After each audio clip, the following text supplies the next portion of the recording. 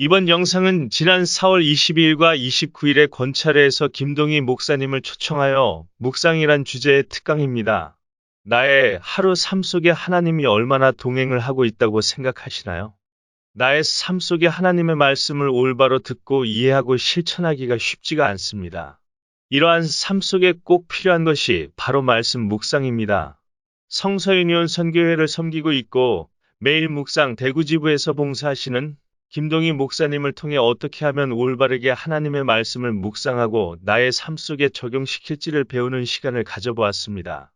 이 영상을 통하여 날마다 나에게 주시는 하나님의 말씀을 바르게 받고 이해하고 실천하는 우리 모두가 되기를 주님의 이름으로 축복합니다. 네, 기도하겠습니다. 살아계셔서 오늘도 우리에게 말씀하시는 하나님 아버지, 어제의 은혜도 감사하고 오늘 주시는 은혜도 감사하고 영원토록 예배해 두신 은혜를 감사하고 하나님 안에 날마다 거하는 삶이 되도록 인도하여 주시옵소서. 우리로 하여금 말씀을 통하여서 하나님을 알게 하시고 이 땅에서의 소명을 알게 하시는 것 감사하고 말씀으로 우리가 또 대봉교회가 든든히 세워져 가는 시간 되도록 은혜 더하여 주시옵소서. 예수님 이름으로 기도드립니다. 아멘. 네, 뵙게 돼서 반갑습니다. 저는 소개받은 김동휘 목사라 그럽니다. 제가 이런저런 이제 교회들을 다니면서 사역을 하다 보면 이렇게 이제 찬양을 하거나 아니면 대표기도 하시는 분들이 강사 앞에 늘 있습니다. 제가 그럴 때마다 이제 참 이렇게 하나님 은혜가 이렇구나라는 걸 느끼는데 오늘도 좀 전에 마지막에 불렀던 288장이지 않습니까? 예수로 나의 구주 삼고 1절 가사가 이제 예수를 나의 구주 삼고 성령과 피로서 거듭나니 이 세상에서 내 영혼이 하늘의 영광 누리도다. 이것이 나의 간증이요 나의 찬송이고 나 사는 동안 구주를 찬송하겠다. 네. 제가 지금 첫 번째 할 강의 내용하고 어찌 이리 잘 맞는지. 네. 목사님하고 어제 처음 뵀습니다. 서로 이렇게 짜고 치는 거 없다라는 거. 네. 오늘 첫 번째 시간은 묵상 세 사람 새로운 이야기입니다. 그래서 오늘 40분 동안 성도님들하고 저하고 갖게 되어질 이 첫 시간의 목표는 뭐냐면 그겁니다. 묵상 또는 이제 큐티라고도 편하게 이야기하시는데요. 그럼 도대체 묵상이 뭐냐에 대한 묵상에 대한 정의입니다. 그 전에 창세기 50장 15절부터 21절 말씀이 있습니다. 창세기 50장 15절부터 21절 말씀 같이 한번 앞에 자막이 나옵니다. 성도님들하고 저하고 교독해서 읽고 제가 이제 강의 시작하도록 하겠습니다. 제가 먼저 읽겠습니다. 요셉의 형제들이 그들의 아버지가 죽었음을 보고 말하되 요셉이 혹시 우리를 미워하여 우리가 그에게 행한 모든 악을 다 갚지나 아니할까 하고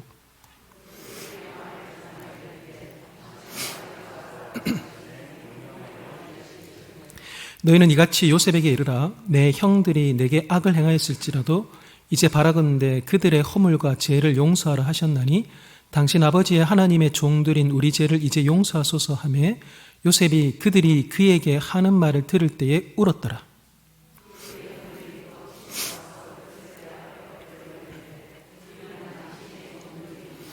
요셉이 그들에게 이르되 두려워하지 마소서 내가 하나님을 대신하리이까.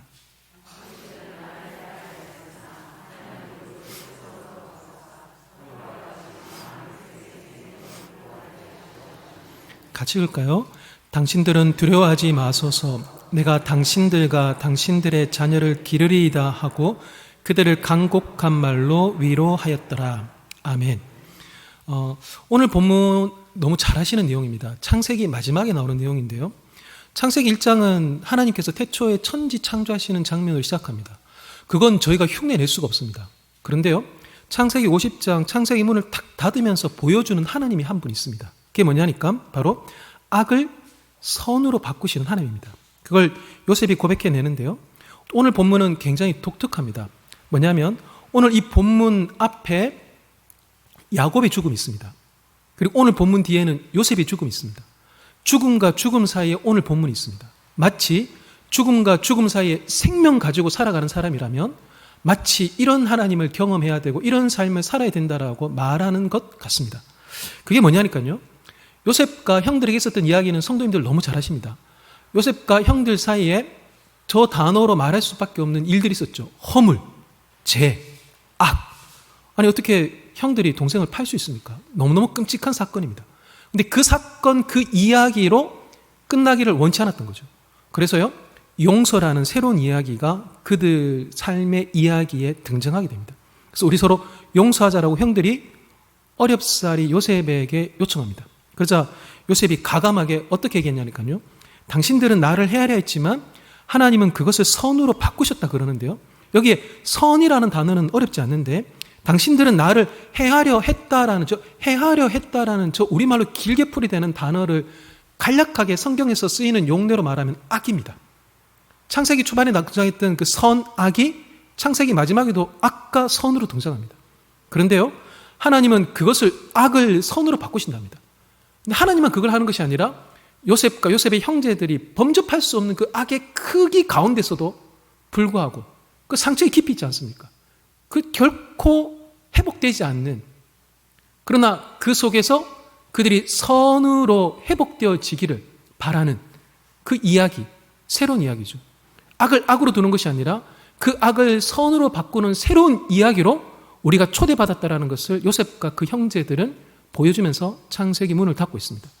창세기 처음에 보여주는 창조의 하나님은 우리가 흉내낼 수 없습니다. 그러나 창세기 마지막에 악을 선으로 바꾸시는 그 하나님은 요셉의 가정이 그랬던 것처럼 저희도 그 하나님을 쫓아갈 수 있더라라는 것입니다.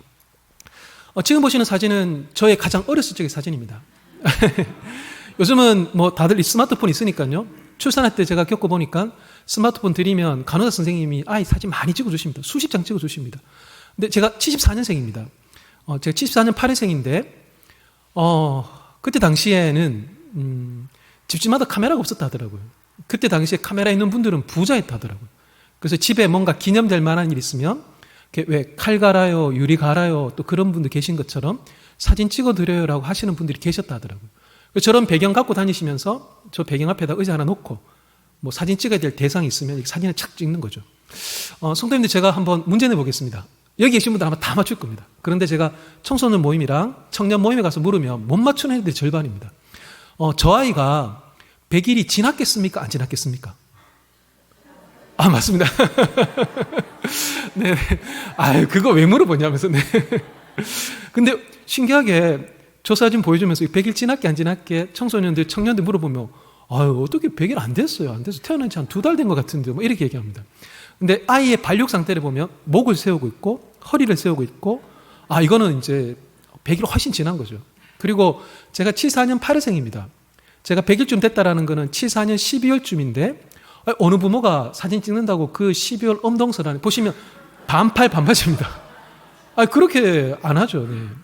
그러니까 정황적으로 보면 옷 입은 상태, 발육 상태, 제가 74년 8회생이라는 걸 감안해 보면 75년 8월쯤 되어가지고 돌쯤 됐을 때 저렇게 사진 한 장 이렇게 찍어둔 거구나라고 이렇게 이제 추측되어집니다.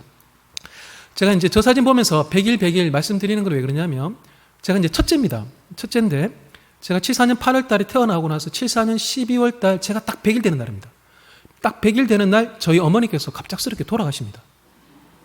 평소 건강하셨던 분인데 좀 이렇게 급성 질환으로 인해 가지고 제가 딱 100일 되는 날, 그래서 인근에 있는 친척들하고 밥 한 끼 하려고 했던 바로 그날 어머니께서 이렇게 돌아가시게 됩니다. 어머니 이제 카톨릭 신자셨습니다. 신자셨는데요. 키가 170이었고, 네, 굉장히 큰 편이죠. 요즘도 여자분이 키 170이면 굉장히 큰 편인데요. 건강했던 20대 후반의 여자가 저 핏덩어리 같은 아이 한 명 태어나게 해놓고는 먼저 이렇게 저 세상 가셨습니다. 요즘도 저런 애 한 명 데리고 30대 초반의 남자가 살아간다? 복지제도나 사회적인 인식이 많이 개선되어진 요즘도 쉽지 않은 일입니다. 근데 70년대 중반에 저희 아버지가 30대 초반의 나이로서 저런 핏덩어리 같은 애 한 명 데리고 산다? 쉽지 않습니다. 그러다 보니까 자연스럽게 재혼을 하시게 됩니다. 재혼하셔서 잘 사시면 되거든요. 그거 문제되지 않는데. 근데 이제 두 분이 좀 많이 좀 삐걱삐걱거렸습니다.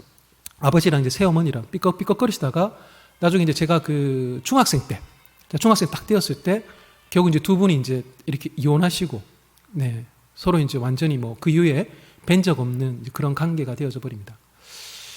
저는 원래 제 나이가 이제 저희 나이로 이제 49입니다. 제가 나중에 이제 천국 가면 제가 하나님 앞에 드릴 말씀이 2개가 있습니다. 먼저는 구원해 주셔서 너무 감사하다고. 구원에 대한 감사의 말씀을 드려야 되지 않겠습니까? 농담입니다. 그 다음은 농담입니다. 아유, 감사합니다. 하나님 너무 감사합니다. 구원받기 힘든 직업이 목사라던데. 구원해 주셔서 너무 감사합니다. 농담입니다. 네, 그리고 제가 드릴 말씀이 있습니다. 뭐냐면 여쭙고 싶은 겁니다. 하나님, 건강은 한편으로 저희 책임이고, 근데 생명의 주권은 완전히 하나님께 있는데, 생사는 하나님 손에 있는데 왜 하나님께서 어머니를 일찍 데리고 가셔서, 어머니는 어머니대로 이렇게 먼저 세상을 정리하신 거지만 왜 남아있는 이 아들은 어머니 없는 삶을 살게끔 만드셨습니까? 하나님이 제 인생에 만들어 놓으신 무대에 세팅해 두신 것이 어머니의 부재. 제가 그걸 기도하면서 많은 분들하고 또 얘기 나눠보면서 그렇겠거니라는 생각은 있지만 나중에 반드시 주님 앞에서 그 답을 드려야지만이 이러셨구나. 그 속에도 사랑이 있었구나. 그 속에도 나를 향하여 합력해서 선을 만들고자 하시는 하나님의 선하신 뜻이 있었구나라는 것들을 알게 될 것 같습니다. 이게 제가 지금 말씀드린 것들이 제가 살아왔던 아주 굵직굵직한 그런 이야기들입니다. 근데 이제 이런 이야기들을 살아왔다 보니까 제가 나이 조금 들어서 제가 지난 삶을 좀 돌아보니까, 그러니까 20살 이전의 제 삶을 좀 돌아보니까요, 몇 가지 단어들이 좀 남았습니다. 첫 번째가 바로 방치입니다. 내 삶에 있었던 이야기 중에 하나가 방치였구나 싶더라고요. 아버지 되게 열심히 사셨습니다. 근데 부모님이 열심히 사신다라는 거는 그게 참 좋긴 하지만 자녀들에게 던져주는 메시지는 뭐냐니까 이제 방치된다는 거죠. 요즘 애들이야 스마트폰 하나 갖고 넷플릭스 영상 보면서 하루 종일 보낼 수 있습니다. 근데 80년대 때 그때 부모님이 이제 다시 재혼하시고 난 다음에 동생이 태어납니다. 이복 동생인 셈이죠. 대구 어느 교회에서 집사님으로 잘 신앙생활하고 있습니다. 근데 그 동생하고 여동생하고 저하고 이제 둘이서 하루 종일 뭐 할 게 없는 거죠. 방학 때. 뭐 들을 수 있는 거라고는 뭐 라디오 방송 정도밖에 없었던 겁니다. 뭐 그런 부분의 방치뿐만 아니라 이제 정서적인 방치. 아버지 딱 경상도 남자였습니다. 무뚝뚝하십니다. 자기 표현 잘 안 하시다 보니까 자녀들이 이제 방치되어져 있는, 지난 삶에 내한테 무슨 이야기가 있었지? 딱 도는 첫 번째가 이제 방치입니다. 두 번째는 이제 강압입니다. 저희 아버지께서 무뚝뚝하시지만 또 하나 있습니다. 안 돼 그러면 안 되는 집이 저희 집입니다. 아버지가 안 돼 그러면 하늘이 두 쪽 나도 안 되는 집이 저희 집입니다.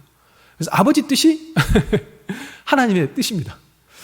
그래서 대표적인 사건 하나 제가 늘 떠오르는 게 뭐냐면, 고등학교 1학년 때 수학여행을 가야 되는데 교복 입고 다니는 학교이다 보니까 이제 사복이 필요해서 아버지한테 아버지 저기 잠바 하나 좀 필요합니다라고 말씀을 드렸습니다. 저희 아버지 당연히 이제 안 돼 그럴 줄 알았는데요. 아버지도 자식 이렇게 잠바 하나 필요하다고 인식하셨든지 사러 가자 딱 그러시는 거예요. 그래서 저를 이제 어디 데리고 가시는가 봤더니만 서문시장 있지 않습니까? 그 서문시장 있고 서문시장 중간에 도로가 있고 그 길 건너편에 서문교회가 있습니다. 서문시장하고 서문교회 그 중간에 도로가 있는데 그 도로 밑에 가보면 서문지하상가라고 있습니다. 그러니까 아버지가 저를 이제 거기 딱 데리고 가시는 겁니다. 마음이 조금 힘들었습니다. 그때만 해도 80년대 뭐 후반 90년대 초반에 나이키 아디다스 안 해도 됩니다. 그때 프로스펙스만 해도 괜찮다 싶을 판이었습니다. 그런데 이제 아버지가 지하상가 데리고 갔더니만 어느 가게 앞에 딱 멈췄는데, 그래 여기서 한번 옷 골라봐라 그러시는 거예요. 제가 이제 좀 마음이 좀 힘들었지만 그래도 여기서 최선을 다해서 골라보자 싶어서 옷을 막 뒤졌습니다. 뒤지고 나서 제가 고른 옷이 뭐냐니까요, 흰색 얇은 잠바입니다. 바람바이 같은 잠바. 그건 뭐 괜찮으니까요. 그래서 제가 이제 그걸 딱 골랐는데 아버지가 그걸 딱 보시더니만 안 돼 그러시는 거예요. 왜 안 됩니까? 그랬더니까 그 여쭈니까 이제 흰색 때 타서 빨갛게 힘들다 딱 그러시는 거예요. 성도님들 흰색 마스크 많이 쓰시지 않습니까? 저도 이제 교회 갈 때는 흰색 마스크 씁니다.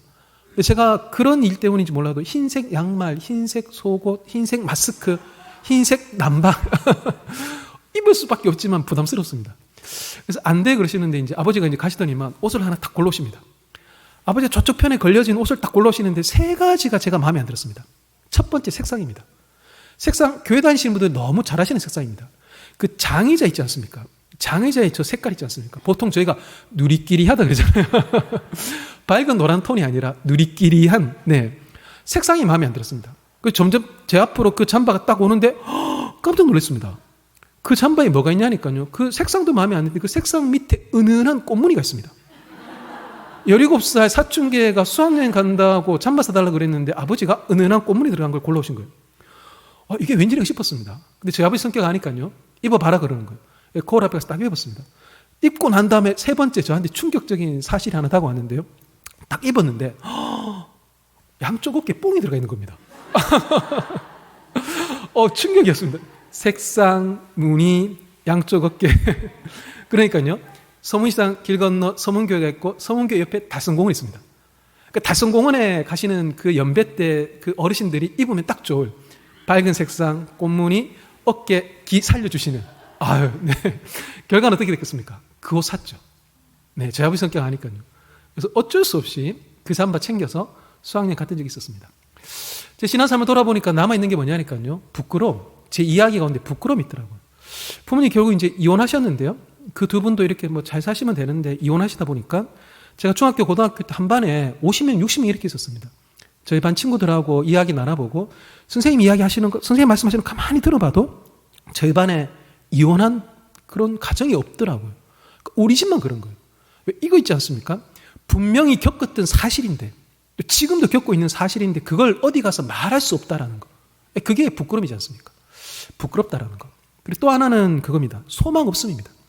저런 삶을 살다 보니까 이제 소망이 없죠. 아이고 목사님 무슨 그런 믿음 없는 얘기를 하냐고. 주일날 교회 가서 이렇게 중고등부 예배 드리고 말씀 듣고 또 그런 좀 어려운 상황 가운데 있었으면 선생님들이 알고 또 위로해주고 도와주고 또 그때 중고등부 수련회가 얼마나 뜨거웠습니까? 불같았지 않습니까? 그런 수련회 가서 은혜 받고 그러면 되지 뭔 그 삶을 가지고 소망 없었다고 말을 하느냐 그렇게 생각할 수 있습니다.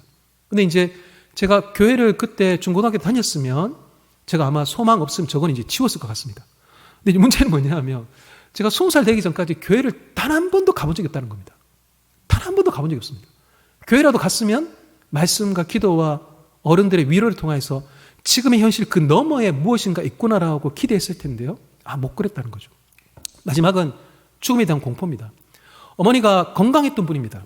건강했던 분이고 외할머니 지금 90이 넘으셨는데도 정정하게 살아 계십니다. 그리고 외가 쪽에 친척분들 어머니와 같은 질환으로 돌아가신 분들 아무도 없습니다. 다 정정하게 살아 계십니다. 근데 왜 하필 어머니만 그러다 보니까요. 나도 혹시나 그렇게 되는 거 아닌가라는 생각들이 찾아오게 됩니다. 저희가 어머니가 제 100일 때 그랬다 보니까요. 저희 첫째 아이 100일 점점 다가올 때 100일 되는 날 제가 이 생각을 떨칠 수가 없는 거예요. 혹시 방치, 강압, 부끄러움, 소망 없음, 죽음에 대한 공포. 저 5가지는 20살 이전의 저의 삶의 이야기들입니다. 인터넷에서 우연히 본 사진입니다. 저 한 남자분이 큰 돌을 저를 받치고 있는, 물론 저 설정이겠죠. 설악산에 있는 그 흔들바위처럼. 근데 저분이 이제 저 돌 받치고 있는데 잠깐만 팔 내리면 이제 깔려서 흔적 없이 사라질 것 같은 그 위기의 순간입니다. 근데 뒷배경을 보니까 강야 같고 그리고 혹시나 구조헬기가 지나가더라도 저 큰 돌의 그림자 밑에 깔려 있다 보니까요. 아무도 저 사람 발견할 수 없을 것 같습니다. 저분 꼭 이렇게 외칠 것 같습니다. 아무도 없나요? 누가 나 좀 도와주세요. 아무도 없나요? 제발 누가 나 좀 도와주세요. 이게 제가 방치, 강압, 그 죽음에 대한 공포, 그 이야기들 속에 제 삶이 쭉 하루하루 소망 없음 가운데 전개되어지고 있을 때 제 깊은 곳 속에 있던 외침입니다. 진짜 누가 옆에 없는지, 누가 나 좀 도와줄 사람 없는지, 물질적인 도움이 아니라 요 너머에 너에게 소망이 있다라고 말해줄 그 누구도 제 삶에 없었습니다. 그래서 아무도 없습니까? 누가 나 좀 도와주세요. 이게 제가 사춘기를 보내던 시절에 제 마음 깊은 곳 속의 탄식이었습니다. 저는 아무도 없는 줄 알았습니다. 누구도 이 소리를 안 듣고 누구도 안 도와줄 줄 알았습니다. 아버지조차 아들내미 수학여행 가는데 그 잠바 사주시는 분인데 도대체 누가 나를 도와주시 싶었습니다. 제가 이제 20살 때 대학을 가게 됩니다. 대학을 가서 제 인생이 확 바뀌어버립니다. 제가 3월 달에 입학하고 나서 수업을 듣고 다음 수업 들으려고 제가 이제 다른 강의동으로 이동을 하는데 그 건물 바깥에 한 무리의 사람들이 책을 팔고 있었습니다. 무슨 책 팔지 싶어서 가까이 가보니까요. 아니, 다 기독교 서적인 겁니다. 제가 기독교에 대한 안 좋은 이미지가 있었기 때문에 기독교 서적이네? 약간 재수 없어. 이러면서 제가 이제 횡 돌아서 가려던 찰나에 그 서적 판매대 앞에 있던 4학년 형이 저를 딱 부릅니다. 신입생이냐고. 원래 대학교 1학년 애들 다 인상 쓰고 다니잖아요. 그래서 목소리 깔고 그래서 인상 팍 쓰면서 네 그랬거든요. 교회 다니냐고. 안 다니는데요. 그러면서 이제 제가 쌩 지나가려고 하는데 그 형님이 손바닥만한 명함 있지 않습니까? 그 명함 크기의 조그만 티켓을 딱 주시는 겁니다. 다음 주에 우리 기독교 동아리에서 너처럼 교회 다니지 않는 신입생들 대상으로 전도 행사를 한다고. 옛날에 많이 쓰던 표현입니다. 행복으로의 초대. 행복으로 초대한다고. 그래서 오면 좋겠다면서 저한테 딱 티켓을 딱 주시는 거예요. 제가 이제 기분 나쁜 표정으로 이렇게 뚝 받았습니다. 네 하고 이제 돌아갔습니다. 그리고 제가 이제 이런저런 이제 그 동아리에 기웃기웃 많이 그랬습니다. 이상하게 저는 무교였는데요. 근데 제가 1학년 때 저를 컨택했던 그런 동아리들은 대부분 다 종교 동아리였습니다. 요즘은 신천지가 문제인데요. 예전에는 그 JMS라고 정명석이라는 그 동아리 그 이단들이 캠퍼스에서 굉장히 많이 활동했습니다. 제 선배가 거기에 계셔가지고 제가 보고 이제 오래요. 오면 진리를 듣게 되고 눈이 열린다 그러시는 거예요. 그 선배의 강요로 제가 이제 갔었습니다. 가서 제가 이제 강의를 한 개 듣는데 이거 좀 이상하다 싶은 거예요. 교회를 안 다니는데도 이런 데가 이단인갑다라는 생각이 딱 들었습니다. 그래서 제가 이제 한 10개 정도 강의를 듣고 난 다음에 제가 이제 그만 듣겠다. 여기 안 오겠다. 제가 딱 그랬거든요. 그러니까 그 소문이 이제 동아리방에 쫙 퍼진 거예요. 그래서 제가 이제 마지막으로 이제 인사하고 이제 그만 오겠습니다. 딱 그러려고 이제 제가 그 동아리방을 마지막으로 딱 갔는데 그 소문을 들은 이제 4학년 누나가 한 명 계셨습니다. 그 4학년 누나가 이제 저에 대한 소문을 듣다 보니까 동희야, 여기가 정말 진리가 있다. 떠나지 마라. 딱 그러시는 거예요. 그런데 이제 그 누님이 어떤 누님이 하니까요. 제가 한 달 동안 그 동아리 있을 때 많은 선배들을 만나봤는데 그 많은 누나들 중에서 가장 예쁜 누나입니다. 근데 4학년 가장 예쁜 누나인데 근데 그 누나는 긴 생머리입니다. 긴 생머리 예쁜 누나가 제 손을 딱 잡고 눈물을 흘리면서 여기를 떠나면 안 된다 그러는데 아니 어떤 신입생이 거기에 안 넘어가겠습니까? 근데 참 이게 은혜인 게 제가 지금도 그때 생각이 생생한데 그래도 아니다 싶었습니다. 긴 생머리의 그 예쁜 누나가 울면서 그러는데 아니야 그러면서 미안해요 하면서 이렇게 나왔습니다. 그 다음 또 저를 초대한 동아리가 하나 있습니다. 어디냐니까요. 불교 학생입니다. 불교 학생의 선배가 있어가지고 저보고 오래요. 신입생 환영이란다고. 밥 줄게 그러는 거예요. 갔습니다. 갔더니 동아리방이 진짜 불상 있는 겁니다. 불상 있고 그날은 중요한 날이라서 산에서 스님이 내려오신 거예요. 그래서 똑똑똑똑똑 하는 거예요. 그 종교식을 치르고 난 다음에 이제 신입생들 환영이니까 밥 사준다고 저를 데리고 가시는 거예요. 학교 앞에 식당에 가서 밥 사주시는데 이제 보통 그때 이제 술 먹고 막 고기 구워 먹고 막 그러지 않습니까? 오해하시면 안 됩니다. 그때까지 교회 안 다녔습니다. 그 주니까 뭐 잘 먹었습니다. 잘 먹었는데 그때 먹으면서 잘 얻어먹어서 무슨 생각했냐니까요. 이것도 아니다 싶었습니다. 아니 불과 1시간 전만 해도 똑똑똑똑 했던 살생을 금하는 그 종교의 사람들이 지금 여기 와서 술 먹고 고기 먹고 이게 뭐지 싶었습니다. 이건 아니네 싶었습니다. 그러다가 이제 저 동아리 제가 있었던 데가 이제 IVF라는 보통 이제 CCC 이런 단체 많이 하시는데요. 그런 이제 대학생 선교 단체인데 제가 이제 저기 이제 초대장 받은 그날 제가 이제 안 갔습니다. 안 가려고 하다가 이제 제가 겨우 늦게 갔습니다. 모임 시간이 5시인데 7시쯤 갔는데 설마 아직도 할까 했더니 진짜 하고 있더라고요. 보통 기독교 모임 좀 길지 않습니까? 찬양 1시간, 설교 2시간, 기도회 1시간. 제가 저 단체 가보니까 5시 시작하면 9시 반에 맞춰가지고 늘 막차 타고 집에 가고 처음에는 몰랐습니다.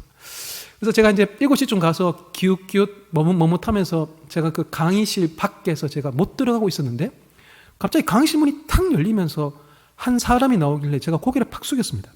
근데 그 나오는 그분이 제 이름을 딱 부르는 겁니다. 너 김동희지 딱 그런 거예요. 제가 제 이름을 부르니까 네 하면서 고개를 딱 들었는데 지난주에 저한테 꼭 명함 같은 초대장 준 바로 그 형님이었던 겁니다. 그래서 저 너무 놀랐죠. 어떻게 내 이름을 기억하지 싶었습니다. 그 형님이 1학년 때 그 형님도 이제 이 단체 통해 가지고 예수님 믿게 되었다 보니까 3월 달에 교회 안 다니는 신입생들 만나면 되게 마음이 가시는 거예요. 그러니까 아침에 기도 시간 때마다 저의 이름을 부르시면서 기도했다 보니까 제 이름이 딱 기억되었던 거예요. 그래서 그 형님이 저를 딱 보시더니만 이제 해주셨던 말이 있습니다. 행동이 있습니다. 그 형님이 저 어깨 위에 손을 탁 올리시더라고요. 탁 올리시면서 한마디 딱 하셨습니다. 저는 당연히 혼날 줄 알았습니다. 왜 늦게 왔어? 안 와도 돼. 꺼져. 그럴 줄 알았습니다. 근데 그 형님이 저 어깨에 손을 탁 올리시면서 하셨던 그 한마디, 그 마디가 제 삶을 바꿨습니다. 잘 왔다입니다. 잘 왔다. 혼날 줄 알았거든요. 한영 받지 못할 줄 알았거든요. 늦었지 않습니까? 또 교회도 안 다니는 사람인데도 불구하고. 근데 잘 왔다 그러는 거예요.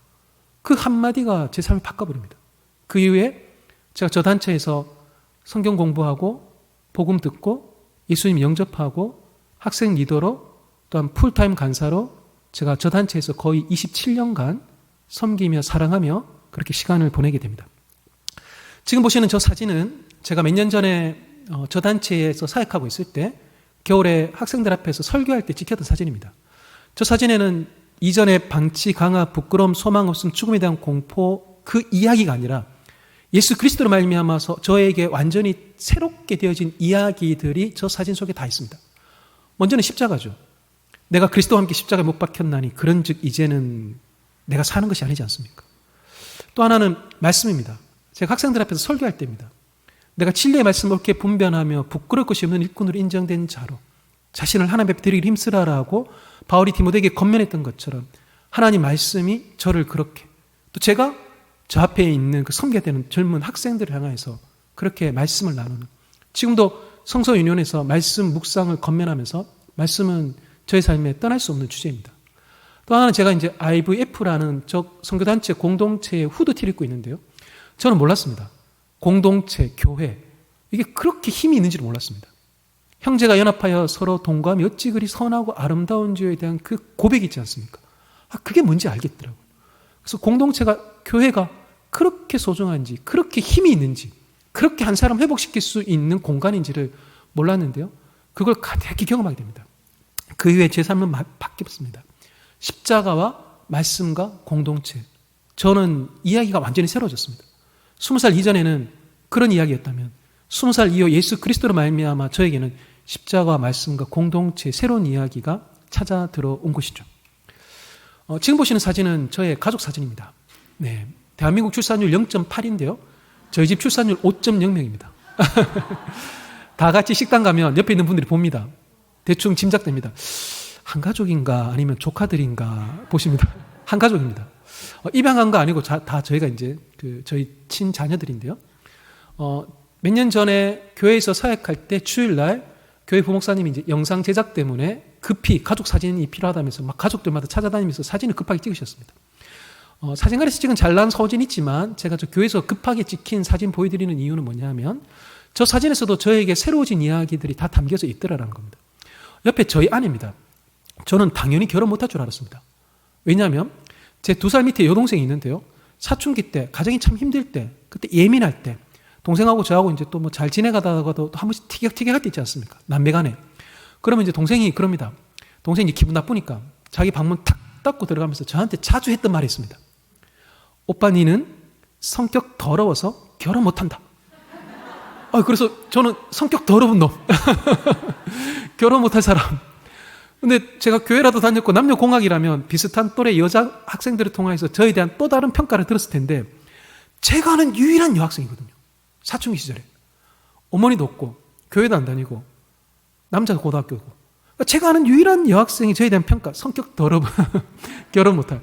그래서 결혼 못할 줄 알았습니다. 근데 저는 결혼했습니다. 할렐루야입니다. 그리고 이제 저는 자녀 한두 명이겠지 싶었는데요. 근데 자녀가 5명입니다. 이것도 저는 예상하지 못했던 이야기고, 보시면 앞에 흰색 입은 양옆에 있는 애들이 있습니다. 쌍둥이입니다. 저희 친가, 저희 처가 쪽에 쌍둥이가 전혀 없습니다. 저희 양가는 쌍둥이 유전자가 없는 집인데, 근데 셋째 임신해가지고 병원에 가니까 의사 선생님이 깜짝 놀라시길래 혹시 유산했나 싶었더니만 쌍둥이에요 딱 그러시는 거예요. 깜짝 놀랐던 거죠. 정신 못 차리다가 이제 막내까지 태어났습니다. 그래서 5명 지금 살고 있는데요. 주일날 교회에서 찍힌 사진입니다. 저는 그리스도인이 될 거라고는 생각 못했습니다. 또 하나, 주일날 양복 입고 있으면 대부분 저 여름에 애들 반팔 입고 있는데 그러면 목사 아니면 장로님들이지 않습니까? 목사가 되어 있다? 전혀 단 한 번 1도 생각해보지 못했던 이야기들입니다. 저는 지금 이 첫 번째 시간에 성도님들하고 하고 있는 주제가 뭐냐면 묵상에 대한 정의입니다. 묵상은요, 옛것이 지나고 새로운 것이 오는 겁니다. 묵상은 하나님이 우리를 새로운 사람으로 만드셨기에 우리가 살아가야 될 새로운 이야기로 날마다 우리를 초대하시는 바로 그 장소, 그 시간, 그게 바로 묵상인 것이죠. 작년 11, 12월에 매일 성경과 올 1, 2월에 매일 성경이 나왔던 본문들입니다. 이 본문들을 보면 하나님은 성경을 통하여서 또한 우리에게 주시는 메시지가 옛 이야기가 아니라 새로운 이야기를 살아갈 것으로 초대하신다는 것을 알게 됩니다. 요엘서입니다. 1장의 메뚜기 재앙, 2장의 북쪽 군대의 침략, 3장의 하나님의 진노하심이 나옵니다. 이렇게 이야기 끝나지 않습니다. 3장에 피난처 대신 하나님으로 새로운 이야기로 마감합니다. 빌레몬서, 도망간 종 오네시모에 대한 이야기입니다. 도망간 종 이미 끝났습니다. 그런데요, 그 오네시모가 바울을 만납니다. 복음을 만납니다. 새로운 이야기가 그 삶에 찾아오죠. 그러면서 바울은 내 신복이다 그러고 주인 빌레몬에게는 형제로 받아들이라라고 새로운 삶의 이야기로 그를 초대합니다. 골로새서 읽을 때마다 감탄합니다. 왜냐하면요, 교묘한 말의 위험 가운데 놓여있던 교회인데요, 그 이야기로 끝내지 아니하고 그들의 말을 외인들을 향하여 복음을 증가하는 대로 사용케 되어질 것을, 말의 위험에 놓인 교회가 그 말로 진리를 증가하는 교회가 되어지기를 바꾸는 사도 바울의 능숙한 사역적 그 탁월함이 드러나기 때문입니다. 요한복음입니다. 어둠의 빛을, 죽음의 생명을, 절망의 사랑을, 그게 요한복음의 주제입니다. 니고데모, 그리고 그 사마리아 여인, 38년 된 병자, 그리고 날 때부터 소경된 사람, 죽은 지 나흘 된 나사로, 예수님 3번 부인했던 베드로, 한결같이 다 절망 가운데 있는 사람들입니다. 근데 그들이 그 이야기로 끝나지 않습니다. 우리 주 예수 그리스도를 만남으로 말미암아 그들의 삶에 완전히 새로운 이야기가 찾아들게끔 되어진 것, 그게 요한복음이죠. 3, 4, 5에 레위기가 나왔는데요, 레위기는 말할 필요도 없습니다.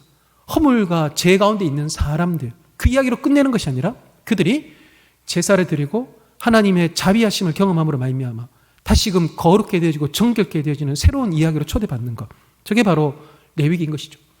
요 몇 달 동안 매 성경에 나왔던 묵상의 본문들을 쭉 보면 결국 저 본문들마다 던지는 메시지는 옛 이야기를 이제 내려놓고 새로운 이야기로 살아갑시다라는, 그걸 저희에게 낱낱이 보여주고 있더라라는 것입니다. 시편 77편입니다. 이 시편 77편을 보면 묵상이라는 것이 어떤 것인가를 잘 보여주는데요, 주께서 영원히 버리실까? 다시는 은혜를 베푸지 아니하실까? 그의 인자하심은 영원히 끝났는가? 그의 약속하심도 영구히 패하였는가? 하나님이 그가 베푸실 은혜를 잊으셨는가? 노하심으로 그의 베푸실 궁유를 그치셨는가? 라고 말합니다. 하나님 섭섭합니다. 하나님 원망스럽습니다. 나한테 왜 이래요? 라는 이런 분위기입니다. 자, 그러다가 13, 14절에 가면요, 분위기가 확 바뀝니다.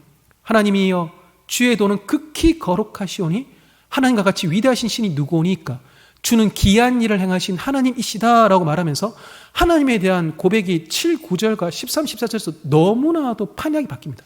그럼 도대체 중간에 무슨 일이 있었는가라는 거죠. 자, 보시면요, 그 11, 12절에 이 시인이 여호와 일을 기억하고 옛적 행하신 기이한 일들을 기억하고 작은 소리로 읊조리며 주님 하셨던 일들을 낮은 소리로 되뇌입니다. 저걸 제가 묵상이라고 그럽니다.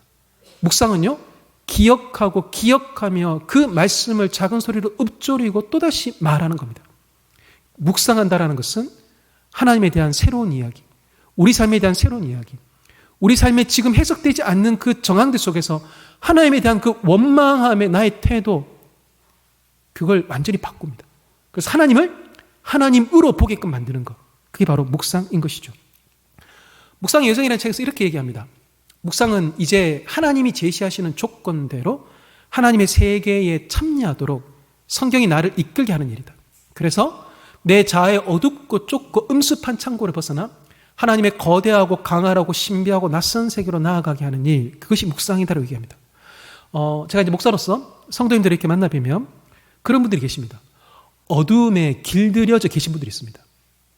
이것만큼은 헤어날 수 없다라고 생각하시는 분들이 있습니다. 또 옆에 있는 분들이 또 그걸 또 확증시켜줍니다. 그래, 김 집사는 그것만은 안 돼. 말하지 않더라도 나도 그렇게 생각하면서 그 사람의 그 연약함에 동조해버립니다. 그렇지 않습니다. 하나님은요, 어둡고 좁고 음습한 창고에 있는 우리를 이끌어내십니다.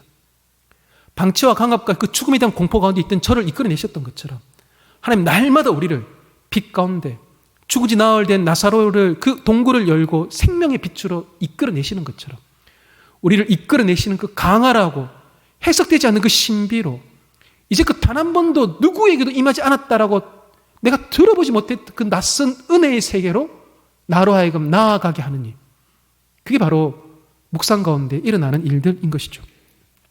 최근에 소천하신 이어령 교수님입니다. 이어령 교수님이 그 김지수라는 그 기자랑 한 1년 동안 인터뷰하면서 했던 그 내용을 이 기자가 모아둔 책이 바로 이어령의 마지막 수업입니다. 원래 이어령 교수님은 무신론자입니다. 근데 딸 이민아 목사님이 계셨는데요. 그 이민아 목사님이 암으로 투병하고 그리고 죽으셨습니다.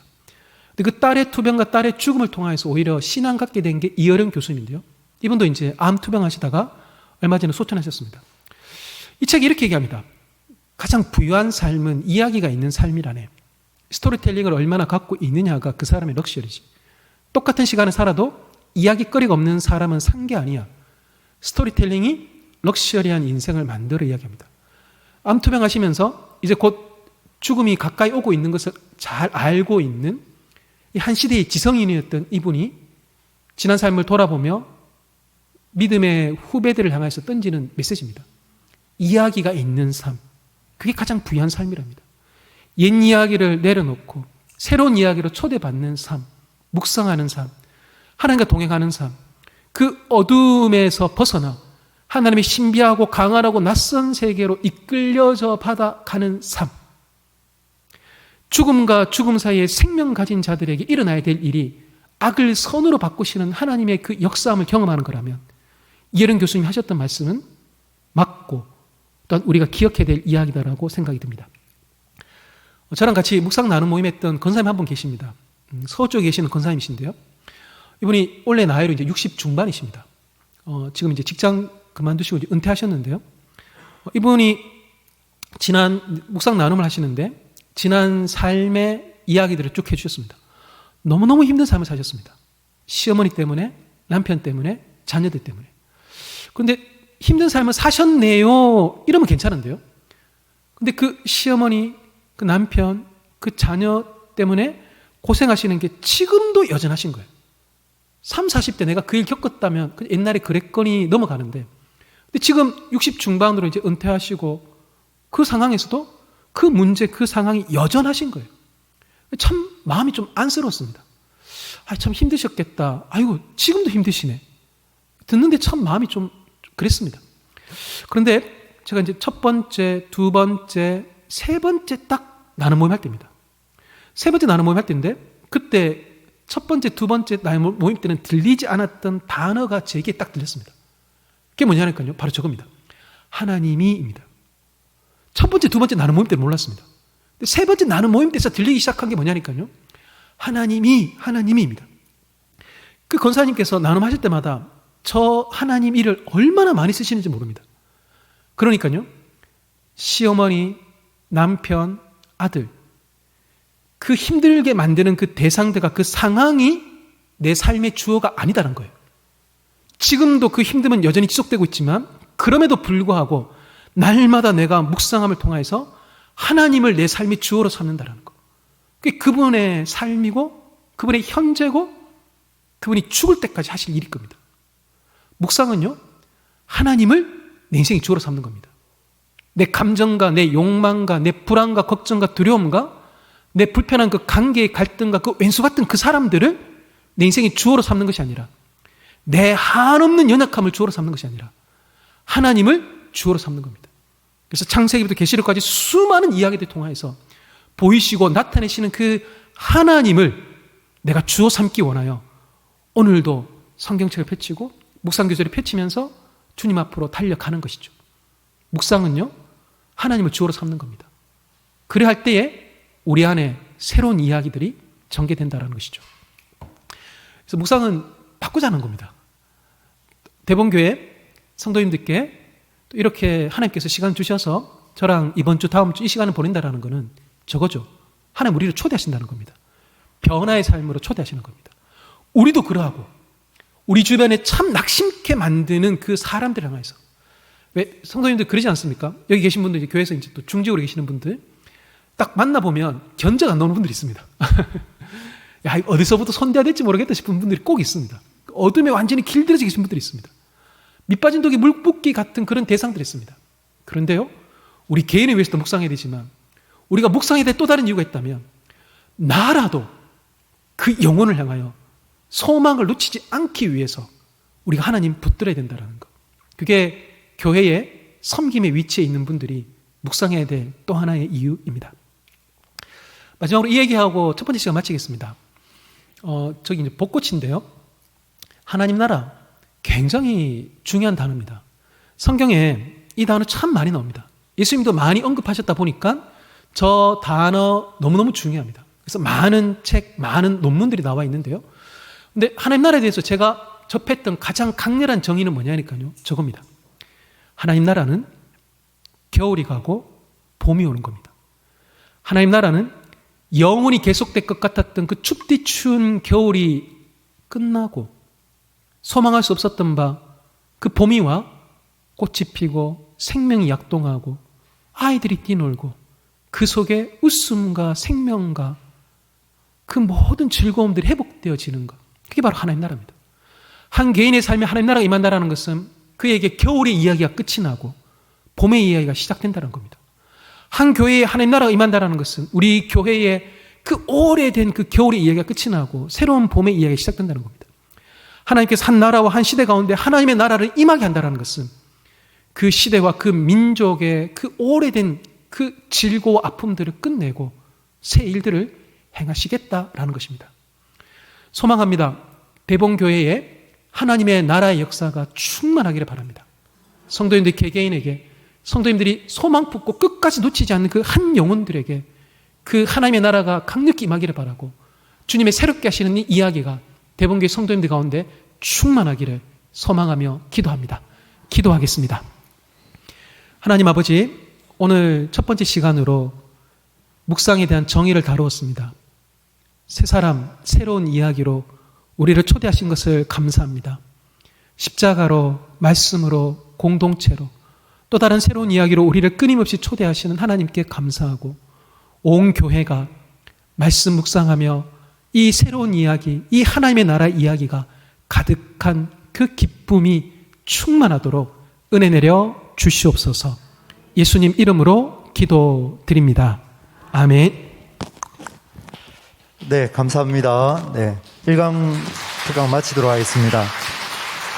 지금 시간이 10시 46분입니다. 한 5분 정도만 잠시 휴식할 텐데요. 화장실 급하시면 좀 다녀오시고 바로 이어서 2강 특강 또 이어가도록 하겠습니다. 5분 정도만 쉬도록 하겠습니다.